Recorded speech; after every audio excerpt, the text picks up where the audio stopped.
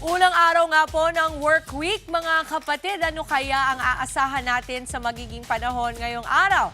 Alamin po natin yan sa ating resident meteorologist, Weather Tito Alvin, na laging may panahon para sa iyo. Good morning, kapatid!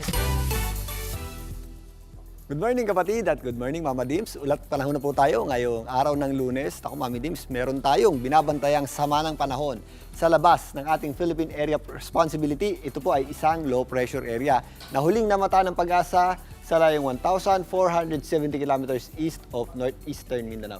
Ito pong low pressure area na ito ay may tsansa namang maging isang ganap na bagyo, pero sa ngayon mababa po ang tsansa niya na pumasok sa loob ng ating Philippine Area of Responsibility. Pero kung mapapansin niyo yung ating satellite image, yung kanyang trough or extension ay nagpapaulan po sa ilang bahagi ng ating bansa, particularly sa ilang bahagi ng Visayas at Mindanao. Samantalang yung ating amihan naman ay medyo malawak ang epekto sa ating bansa ngayon. Nag-extend po yan dito sa malaking bahagi ng Luzon. Bagamat may kalamigan dito sa eastern section ng ating bansa, ito pong mga area sa western section ay makakaasa pa rin po ng mainit at malinsangang panahon. Pero medyo mahangin naman po yung ating panahon dulot sa epekto itong ating amihan o northeast monsoon. Dahil po sa trough nitong ating binabantayang low pressure area, posible po yung ating mga kalat-kalat na pagulan at posible nga meron din tayong mga thunderstorms o yung biglang buhos ng malalakas na pagulan sa malaking bahagi na po yan ng Mindanao.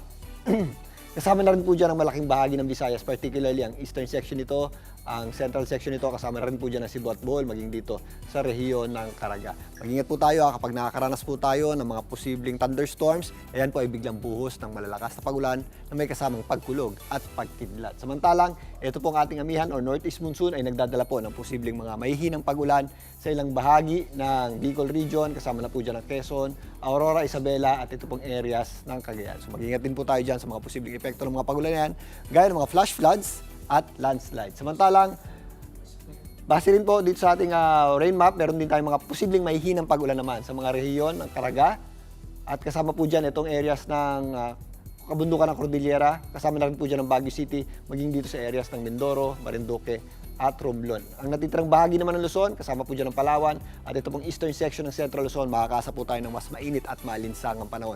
Pero pagsapit po ng tanghali hanggang hapon na medyo mahangin po ang panahon natin or meron tayong breezy conditions dahil sa epekto ng ating amihan o northeast monsoon. Dito sa Metro Manila, magpapatuloy pong maganda at maliwalas sa panahon, magiging mainit ang sikat ng araw sa umaga hanggang tanghali. Pero pagsapit ng hapon, bahagyang nagiging maulap yung panahon natin at kung may mga pagulan tayo dahil nga sa amihan, meron tayong mga isolated lamang o yung mga dagliang may hinang pagulan.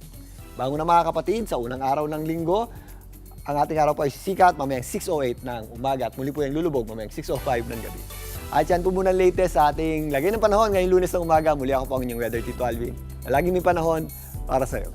Mga kapatid, dito Alvin Pura po na laging may panahon para sa iyo, umaraw man o umulan, dapat laging handa. Kaya para maging updated sa pinaka-latest weather updates, mag-follow at mag-subscribe na sa social media pages ng News 5.